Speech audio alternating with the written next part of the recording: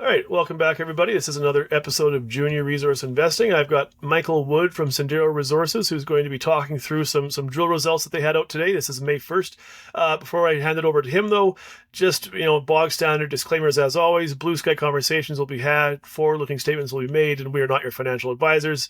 And full disclaimer will be in YouTube notes. But yeah, no, it's May 1st, and I'll actually pop back here. I see I've started on the wrong slide already, so I'll pop back here. I'll get off to the start. Obviously, Sendero has released some drill holes here today, which I thought were pretty good and very kind of encouraging in terms of the forward-looking aspects of Ollita. But I guess, Michael, do you just want to, just to start us off, I guess, first of all, thanks for coming on the show again, but you just want to run through kind of on a 30,000-foot view sort of angle of what these results are and their significance for us? Yeah, no, great. No, thanks for having me, Matthew. And I think the key message to get across is we've been drilling in a lithocap environment, and it's a big one, right? So we've drilled the deepest hole here was 501 meters, and it ended in the base of the lithocap. We couldn't get out the bottom of it. So we've drilled 4 holes now into this, all ended in the same heavy folding with this strong silica sericite clay alteration, which is stereotypical of the base of a lithocap. So I'm pretty confident to say that. And what we've seen within the lithocap is continuous mineralization. It's not bonanza grade, but it's definitely economic grade on scale, right? So we've seen, the longest intercept was 364 meters, which is great to be seeing. And look, there's a polymetallic element to it. Within particularly the more northern holes that we drilled, we saw quite a bit of intermediate sulfidation veining coming through, particularly in that hole 6, which brought a lot higher level silver lead zinc content to the hole. So that's also great to be seeing that intermediate sulfidation veining. And actually that, Matthew, on the kind of textbook lithocap model, that's an indication we're more at the edge of the lithocap as well, right, than close to the feeder. Now, the feeder is the key thing to look for. So look, lithocaps are formed barren, but they're a cap on a porphyry, right? And if the porphyry activity below has penetrated into the lithocap, they get mineralized. And when they become mineralized, the key part of the discovery to find is the feeder zone. That is where the highest grade is going to be. And then it disperses out from the feeder zone into the bed, and the grade gradually gets lower as you move out from the feeder, from the center. So Jeffrey Hedenquist is kind of regarded as the preeminent expert on lithocaps. There's some great stuff that he's done on YouTube where you can watch a number of his presentations. It really, explains it very well, very clearly that, that the key part is that feeder. And sometimes he uses the reference. There's a great example in the Philippines called Lepanto. In Lepanto, I forget the total. It's a monster deposit that's been mined since before the war, still mining today. And about 70% of the ore comes from the feeder zone, right? And we're talking a giant deposit. So, that's the key thing that now we understand the system. Like when we started drilling here this year, all we knew that was some decent historic shallow epithermal intercepts, right? We didn't know there was high sulfidation. We didn't know it was hosted in a lithocap environment. Now we've learned that.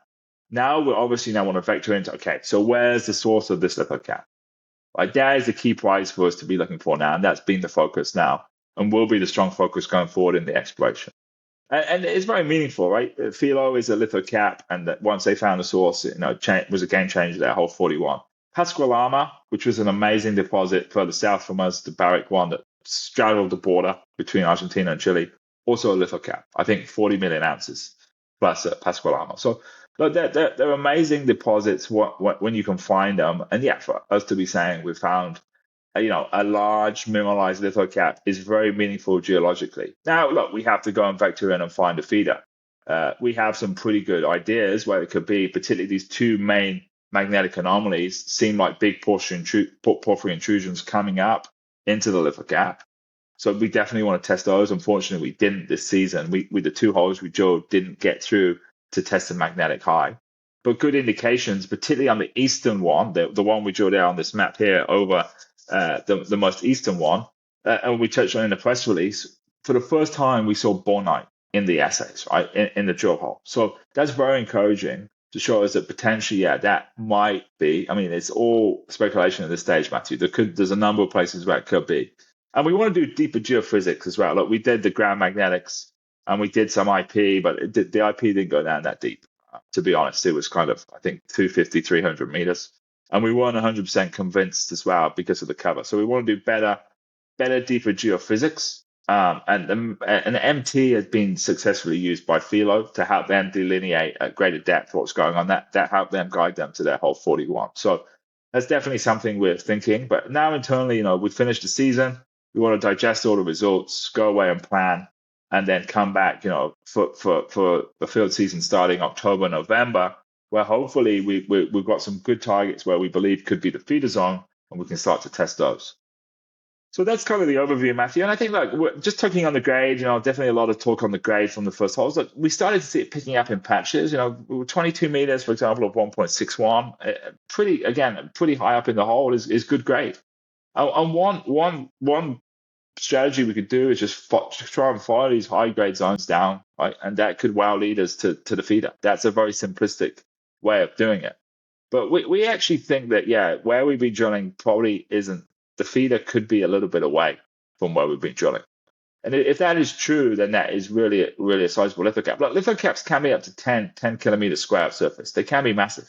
They can be a kilometer thick, right? And where we are definitely has the potential to be big. We know there's another lithocap down in Mizuko, and then there's some on the new JB ground as well to the east. So very exciting geologically. I think that unfortunately to the start of the trading, the market wasn't so excited, and it's what it is. I think we just need to keep moving forward, and obviously affects us from a cost of capital perspective. But the main thing is that we have the resources to go and explore, and if need be, we have to look for other sources of funding. If the market isn't willing to be funding, or the funding from the market is extremely expensive, then we have to look for other sources of funding. But we've come out into the public market. Hopefully, we can get people aware of the opportunity here. Now we're trading back 9-10 million market cap. I think we've shown a lot of value add from this initial drill program. So hopefully, also people can take a little bit of a step back and understand that this is a very good entry point on a discovery story. We can now say we discovered a deposit. To be hitting 364 meters of continuous mineralization is great, and we've hit in all these 4 holes good mineralization consistently from the end of the moraine cover to the bottom of the lithocap. So I think that's key. This is a lithocap that has good mineralization in it, and as we vector it into the center, to the source, to the feeder, that's going to pick up. And if it is a big lithocap and we're finding this kind of grade potentially on the edge, then at the center, it could be amazing. So, I think, it's our first drill program. In the end, we drilled 3,100 meters. We definitely had a lot of issues in these fault zones that really slowed us down. So that's also, some perspective that it's only 3,100 meters, of which only 2,100 meters were basically done here at Lajita. We did 1,000 meters at the first 2 targets.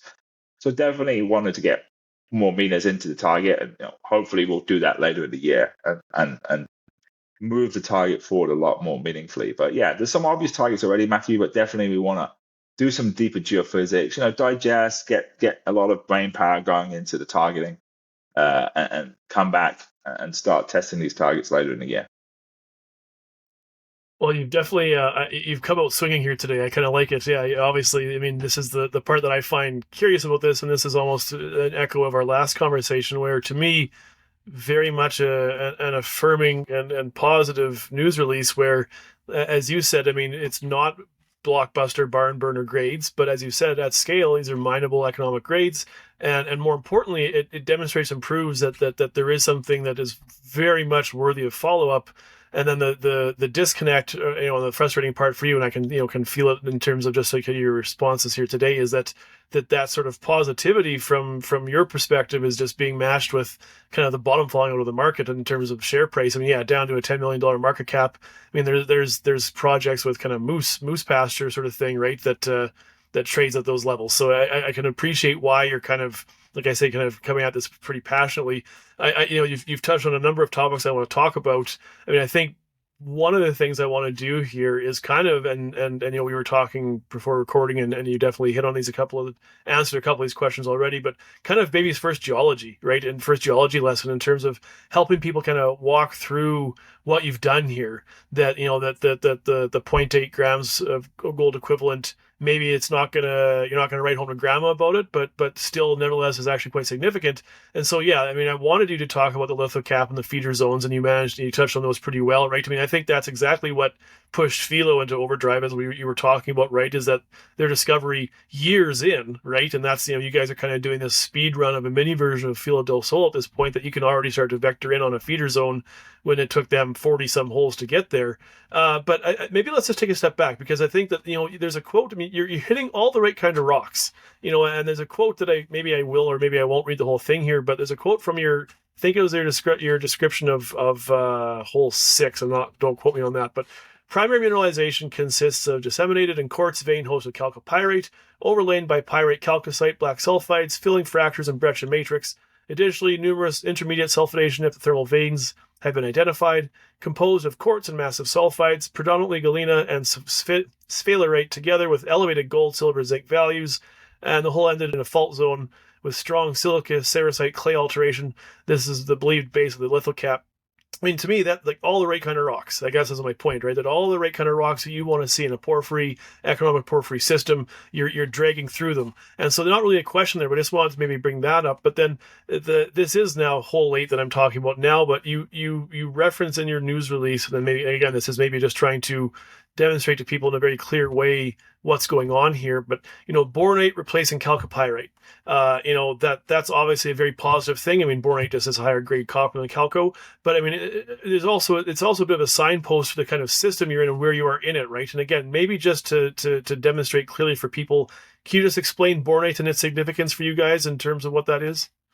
Well, look, we haven't really hit much copper yet, right? I think that's definitely disappointing some people, including ourselves, right? It's been more of a gold-rich system.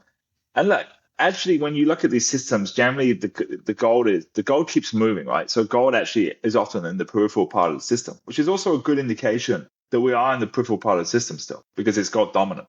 So look, definitely in this feeder zone, it's most likely going to be copper dominant, assuming that the feeder is being fed by a copper dominant porphyry. Now, potentially it's being fed by a gold dominant porphyry. You do have those not much further north in Maricunga. So that is potentially the case. Let's see. But look, we've sent already off some age dating on the mineralization to understand. That should give us a pretty good indication, kind of, what the core source is. But look, bornite is a very high grade copper host. So to be seeing that is great, right? And I think it's not a deep hole; it's 88 meters, but we saw it over a good stretch of that hole, the hole 8. So hopefully we're getting back higher copper grades, and like you can see that on your image at the bottom, Matthew, where it's drilled the hole 8 over to the east. It's a fair distance away from where we've been drilling, and is on the top of one of these big magnetic anomalies. In fact, the biggest. That eastern magnetic anomaly is the biggest of the 3 magnetic anomalies we have in this area.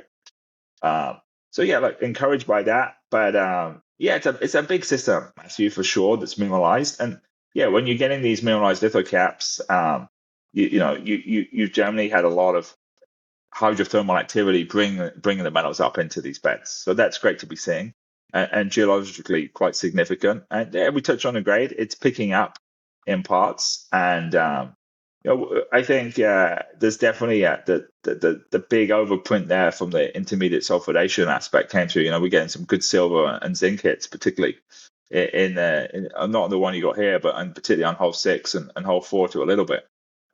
So yeah, it's a lot going on geologically for sure. There's a lot of mineralization here.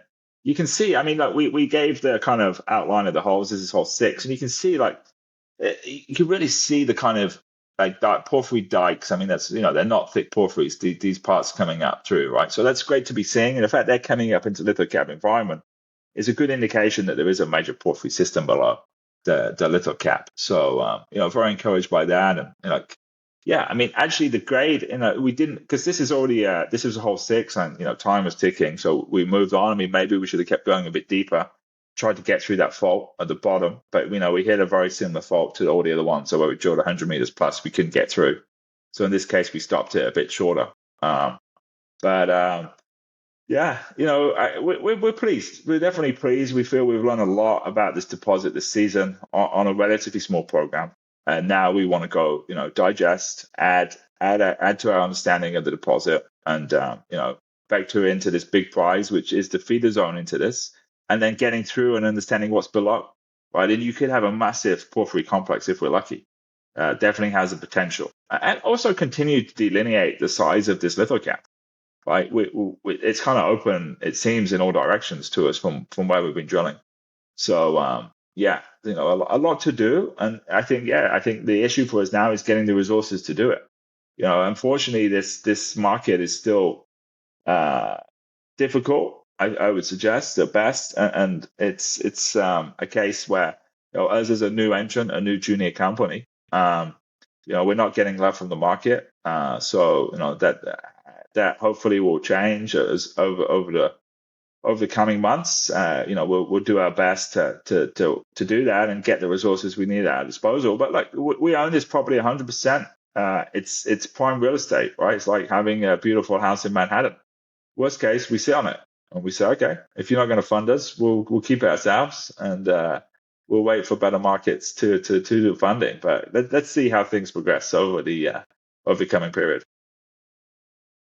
Yeah, no, I mean, I think that honestly, rather than getting into gory detail on every single hole results, which I think people can do for themselves, and we have the visuals here to demonstrate that.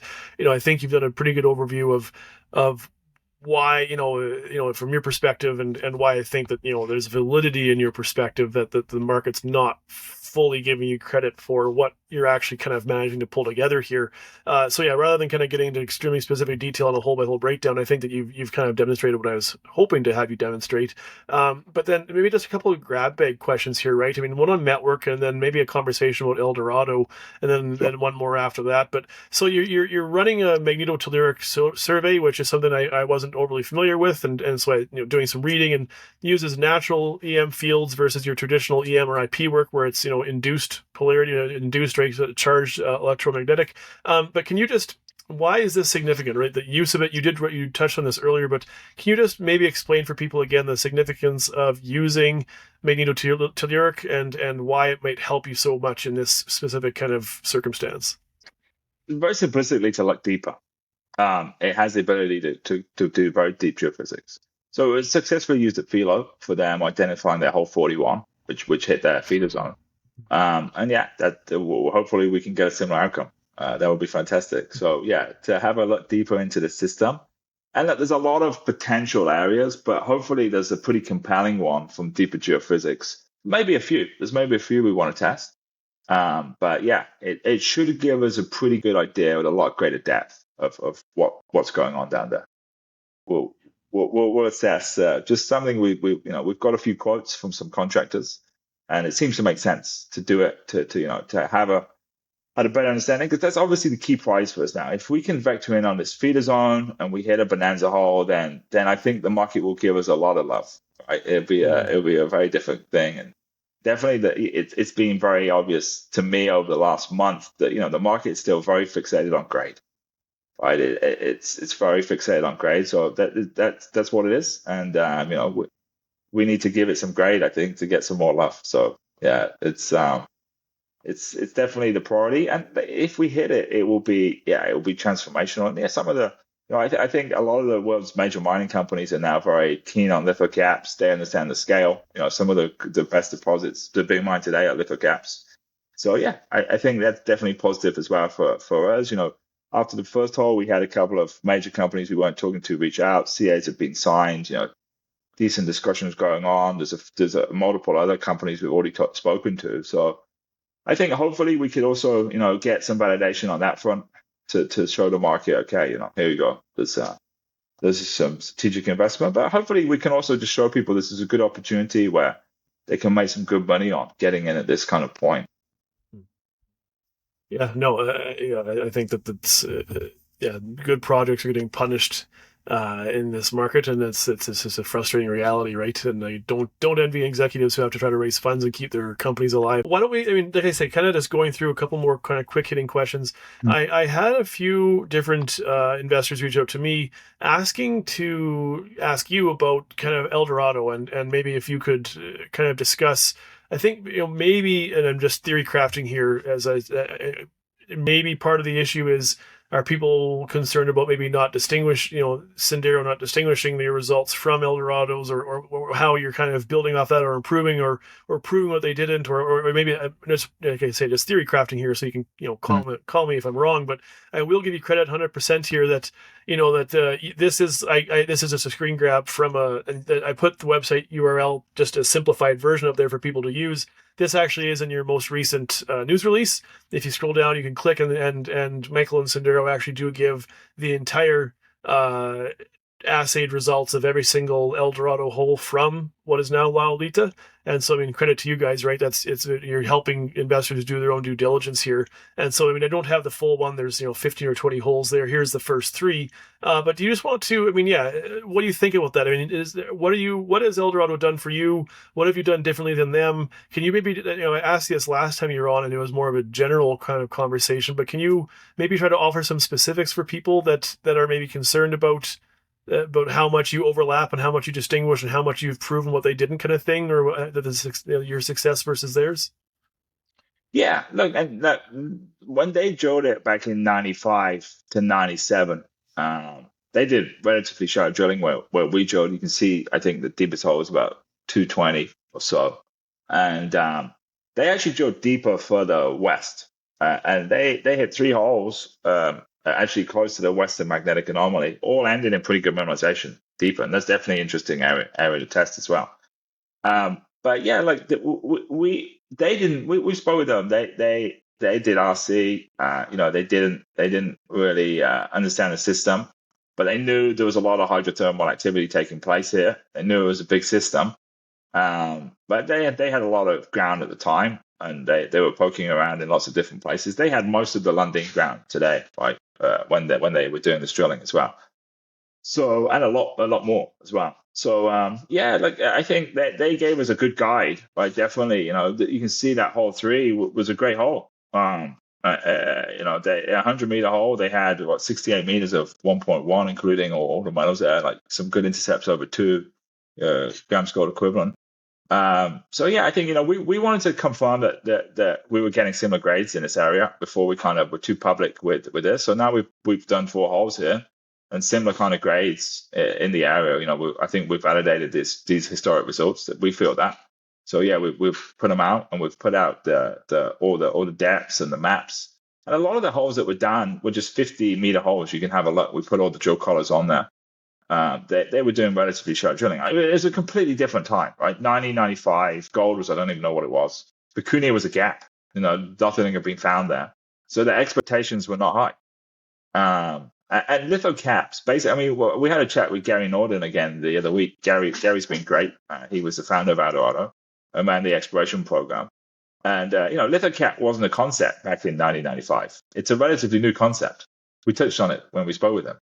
So it's definitely been helpful, for us to have had this guide, knowing that there was reasonable metal there. And look, when we drilled the first hole, this is a lithocap. You got telescoping, fantastic, right? So that's why we jumped in to the target. We knew it was a major system, and I think we would have liked better grade as well in these holes than we've got, unfortunately, but. It's definitely a decent grade, right, for where we are. And we touched on before. What we're hitting is very comparable to the resource grades, and definitely now we understand the nature of the deposit as we vector into the center of this lithocap, the feeder system. The grade is going to pick up for sure. So we could end up with actually a lot higher grade deposit if this is the peripheral part of what we're drilling at the moment. So yeah, it's good that we had this as a guide for sure. I mean, if anybody doing exploration, it helps when you've had some historic decent holes for sure to give you a guide. And yeah, we've extended obviously a lot deeper than they ever went, and got to what we believe is the bottom of the lithocap. Exactly. So Gary's view always was, we definitely decent, right? And you wouldn't need to go deeper. That's what he's always said to us, and yeah, he was definitely encouraged by the first hole. I haven't spoke to him since we got these results, but yeah, he's like, well, that's great that you're seeing porphyry activity and these dikes coming up, right? That's really encouraging that you are sitting on a big system. So just for kind of for historical posterity kind of clarification, it's you are mimicking and mirroring with roughly speaking what they've done, but the geological understanding of what it is you're exploring is actually fundamentally different, right? And so you're actually just exploring, like you say, versus it rather than it being a gap. This is a very explicit intentional target where you're targeting something that they didn't even kind of think about or consider to exist. Yeah. Yeah, and the Lithocap concept was not something they were thinking of, right? When they were drilling it, it Yeah, wasn't a no, prevalent geological concept back then, and definitely wasn't something they had in mind. That could be the start of the deposit.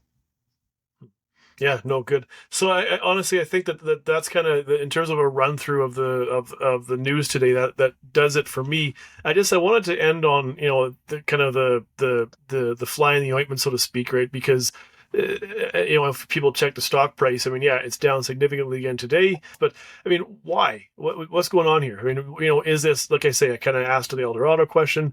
I mean, is this being held hostage for financing? Is this disappointment over copper grades? Is this just heightened kind of retail hyped expectations and not understanding what kind of the prize is? I mean, what's going on here? And I guess I'll end there. What's in your eyes? What's happening here? Yeah, it's a good question, Matthew. I think maybe there's some people that think they can just buy the financing. I don't think the financing is going to be that big. I think there's a good chance we get a strategic investor over the coming months. Based on that, I think the warrants will be back in the money. And so I don't think the financing needs to be that big that comes. Yeah, I don't know. I think maybe hiding expectations with Vicuña. People thought we are going to be hitting Filo, Lunahuasi grades. But those guys have been exploring for a long time, and I think for us to be hitting these kind of holes on our first few is very encouraging. And we're not where they are yet, but nor is our share price. They're multi-billion-dollar companies, so we're starting out on this journey. I think very compelling time to be buying the stock for people that are looking at the story. And yeah, I don't quite understand why people are selling. Why they don't think this is worth at least $10 million. I don't know. But they obviously don't. So be it. Obviously deciding to put their money elsewhere. But I mean, we'll continue to show the geology to people. Show this is a meaningful discovery that could be very, very large, very significant, and as a consequence, will be worth a lot of money. And that's what people are in the market for, are these opportunities. And that's what we're trying to present to people. And yeah, we've learned a lot in this initial program. We've advanced the project a lot. Like we touched on, we've gone from knowing there's some decent epithermal grades to knowing it's high sulfidation telescopes, knowing it's a lithocap environment. Now we understand that. Now we can factor in on a feeder zone. We didn't know that when we started this drilling, right? We didn't understand any of that. So we've learned a lot, and we've hit some decent holes. Yeah, they're not blockbuster bonanza holes, but they're not bad. 22 meters of 1.6 gold equivalent is a good intercept. We hit 114 meters of 0.84 gold equivalent. It's a good intercept, pretty from surface, pretty much. We've only got the moraine cover above 33.8 meters of moraine cover, glacial tilt. You can just move that out of the way, right? Don't need to blast it, much likely. Just move it, bulldoze it out of the way. So.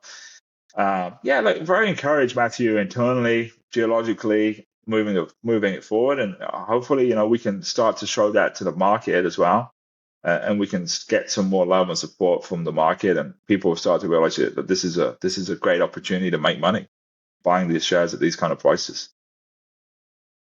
Honestly, I think that ends it for me, Michael. Anything you wanted to touch on before we kind of say goodbye? No, that's great, Matthew. No, I think really just look at the geology, right? Look at what we're showing you. Please have a look. Jeffrey Hadenquist has done some great videos online.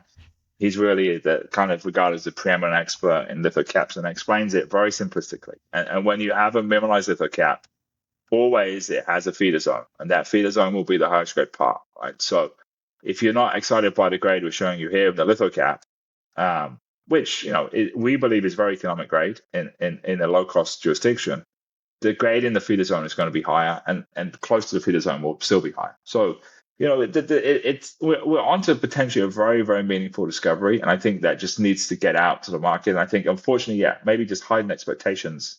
People were thinking we were going to be hitting Lundin style holes on that first drill program. And unfortunately, we haven't. So I think some people have been underwhelmed by that. Yeah. No, good. Yeah, the quest continues, right? And piece by piece, that puzzle's coming together. Michael Wood, Sendero Resources, SEND.V on the venture. Yeah, thanks for your time, Michael. I'm sure we'll speak again soon. Good luck. Yeah. Thank you, Matthew.